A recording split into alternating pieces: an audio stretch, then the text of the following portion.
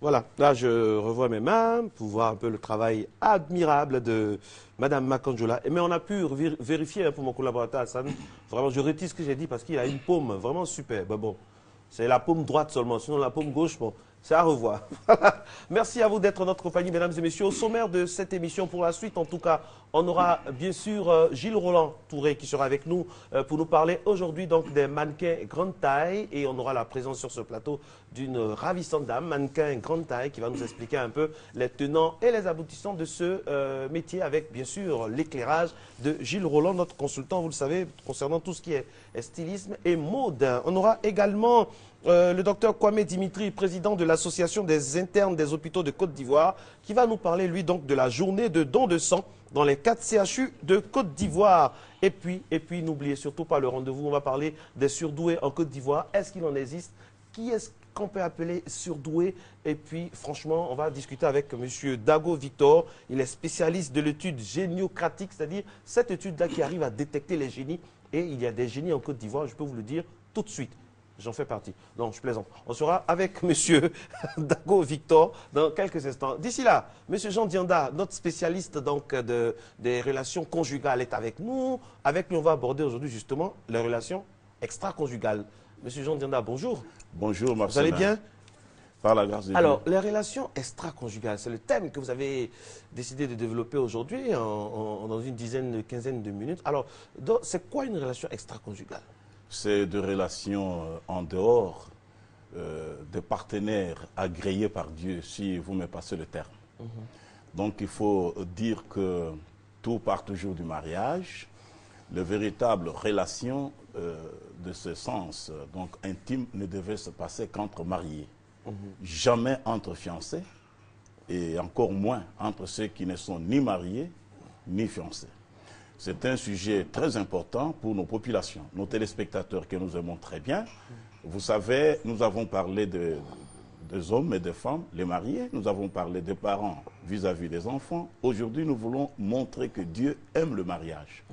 Il honore le mariage. Il n'y a pas de bonne nouvelle pour la Côte d'Ivoire parce qu'on dit que les hommes, selon une certaine étude menée dont nous a parlé Isaïe Biton Koulibaly sur le plateau du journal de 20h il y a quelques jours, les hommes ivoiriens sont les 3e les plus infidèles dans le monde après le Togo et le Cameroun.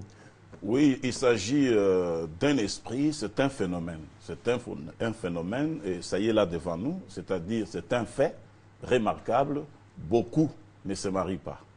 Et ce matin, nous sommes venus encore sur le plateau de la RTI pour les aider, ceux qui sont encore loin de cette pensée du mariage, ils devaient apprendre à régulariser leur situation. Alors, qu'est-ce qu'il faut pour éviter les relations extra-conjugales dans un couple, par exemple? Oui, d'abord, il faut comprendre que le mariage vient de Dieu. Et dans Hébreux 13,4, il est dit que le mariage devrait être honoré de tous. Le mariage, pas la prostitution, pas l'impudicité, pas la fornication, et pas le rapport de ces gens-là.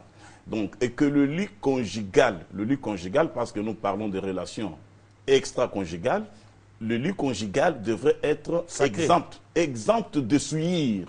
Et la souillure, c'est quoi? C'est lorsque l'homme laisse sa femme. Pourquoi forcément l'homme? Je vais en arriver aussi à la femme. L'homme laisse sa femme pour avoir des relations avec une autre femme qui n'a pas épousé. Ou alors, c'est la femme qui abandonne son mari pour sortir avec un autre monsieur. Et là, c'est l'adultère. C'est l'adultère. Et même, il y en a qui vont très loin. Ils prennent même les belles-sœurs. Donc, un monsieur qui s'est marié, mais qui se permet de sortir avec la belle-sœur. Pire encore, il y a des hommes qui sortent avec leurs filles. Donc, ces genres de relations attirent la colère de Dieu. D'autres aussi vont davantage loin, c'est les homosexuels. Parce que le mariage est établi par Dieu pour que nous ayons des progénitures. Mais lorsque, par c'est exemple, un grand débat actuellement qui a cours dans tous les pays du monde entier. Voilà, il devait savoir que Sodome et Gomorrhe existent encore. Et si hier, Dieu, selon Genèse 19, a brûlé les habitants de Sodome et Gomorrhe, à cause de l'homosexualité qui est en fait l'impudicité, ce ne sont pas les homosexuels d'aujourd'hui qui vont échapper on va à cette recadrer. règle. Aujourd'hui, nous parlons dans le cadre mari et femme. Oui, justement. Ça va faire l'objet d'un autre débat. Mais pour aujourd'hui, nous parlons de qu'est-ce qui, par exemple, peut amener l'homme à aller voir ailleurs ou la femme à aller voir ailleurs. Comment recadrer les choses pour que le foyer puisse aller de l'avant. Il y a des convoitises de la chair. Le convoitise de la chair qui peuvent amener l'homme à chercher à trouver mieux ailleurs ou amener la femme à penser trouver mieux ailleurs. Or, c'est pratiquement la même chose. Il y a aussi des hommes qui sont déçus par leurs femmes. Comment? C'est-à-dire qu'ils n'ont pas trouvé ce qui répond, ce qui correspond à leurs attentes. Soit la femme n'est pas tellement femme, soit la femme n'arrive pas à exercer sa vie de femme vis-à-vis de son mari, parce que la femme a été donnée à l'homme pour faire sa joie. C'est une aide qui complète l'homme dans toutes les dimensions. Et l'homme, qu'il ait l'argent, qu'il soit pauvre, qu'il est riche, sans la femme, il est incomplet et insatisfait. Et lorsqu'on s'attend à être satisfait que ce n'est pas le cas, voilà le monsieur qui s'est dit, moi je vais ailleurs. Et il y a même des femmes, Marcelin, qui rejettent leur mari. Qui rejettent leur mari pour des raisons non avouées. Je ne veux plus de toi, ou alors tu es sous embargo. Et je pense que les adultes comprennent bien, les embargos, ce n'est pas seulement dans le monde politique, il y a aussi dans le mariage embargo.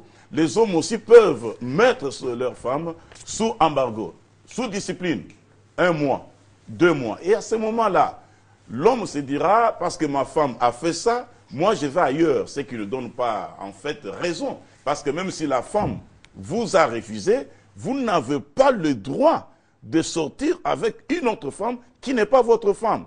Ou alors, si c'est l'homme qui a délaissé sa femme, la femme ne peut pas dire, bon, dans ces cas-là, moi je vais sortir avec son ami, je vais sortir avec son cousin. Marcelin, dans le foyer, il y a des choses terribles, terribles. Vous avez dit tout à l'heure que la Côte d'Ivoire, le Cameroun, non. Il ne s'agit pas que de la Côte d'Ivoire. Non, nous sommes troisième. On est troisième après le Togo et le Cameroun. Non, mais vous avez oublié les grands pêcheurs. Il y a de grandes nations qui sont les leaders, les timoniers dans ce genre de comportement.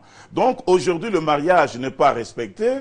C'est du désordre, c'est des rapports extra-conjugaux, comme vous venez de le dire, et qui produisent des adultérins, par exemple. Un homme qui est sorti avec la femme d'un autre, ce qui est punissable par la loi divine, aura des enfants adultérins.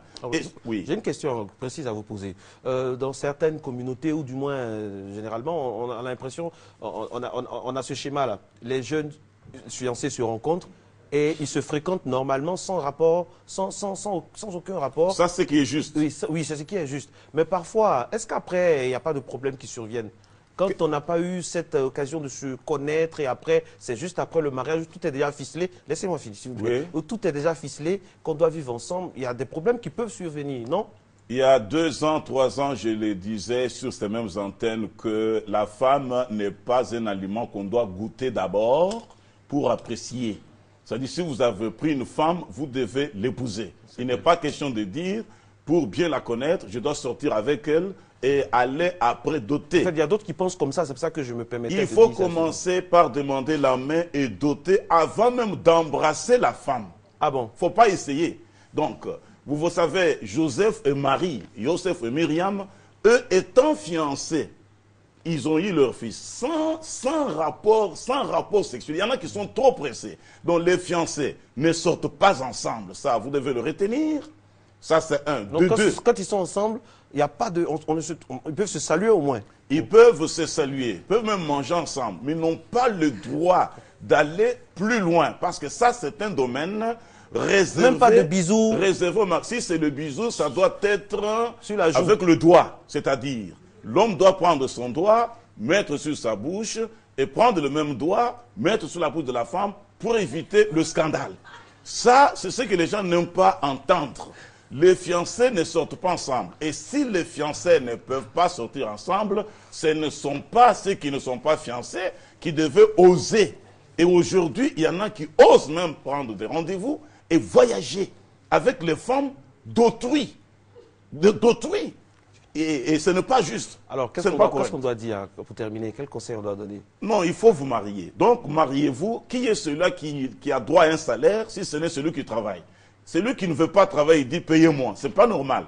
Et vous voulez bien entrer dans ce genre de vie, mariez-vous. Et le mariage va se faire comment? Demandez la main, la fille a accepté, allez chez les parents. Si vous fréquentez une mosquée ou une église, rencontrez l'imam ou le pasteur. Et puis, il faut aller plus loin pour honorer la femme. Mais avoir des enfants en dehors du mariage... Étudier, il y en a qui disent oh, je l'étudie. Et l'étude peut durer au moins 10 ans, comme si c'était un doctorat. Non, mais il y en a qui ont fait 15 ans, 20 ans. J'ai eu des entretiens avec certains couples qui ont fait 10 ans. Les enfants ont grandi et l'homme et la femme n'ont jamais doté, ils ne se sont jamais mariés. La maman est appelée toujours mademoiselle, mais c'est sa fille de 20 ans qui vient de se marier normalement qui est madame. Ce n'est pas juste. Nous sommes là pour vous aider, comme Marcel le dit que nous sommes conseillers conjugaux. C'est pour vous apporter les raisons même pour lesquelles il ne faut pas faire ce genre de choses parce que ça ne va pas vous honorer. Et vous les femmes, lorsqu'un homme sort avec vous sans vous avoir épousé, un jour il va vous abandonner et vous serez malheureuse. Il y a des hommes aussi qui sont moins sérieux, c'est-à-dire, ils gardent la femme. Il sait bien que sa famille n'est pas une bonne famille. Il n'a jamais amené la femme à la mairie, mais il ne fait que sortir avec elle.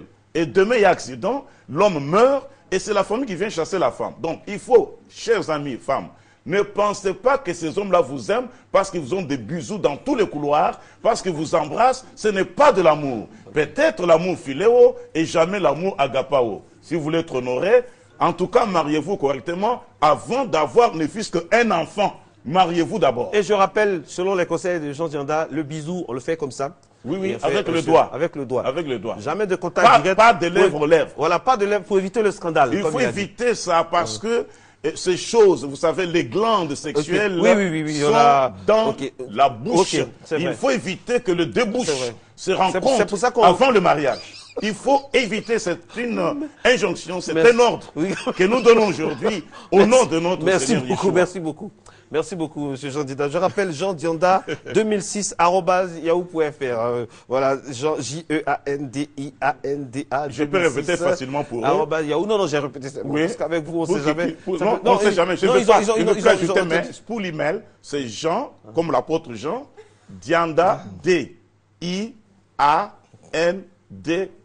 Jean Dianda en un seul mot, 2006@yahoo.fr. Nous allons répondre à vos préoccupations. Mariez-vous, chers amis. Ok, merci beaucoup. Monsieur Jean Dianda, je rappelle le bisou comme ça. C'est-à-dire, pas de... Merci, on se retrouve dans quelques instants. On va voilà. À tout à l'heure.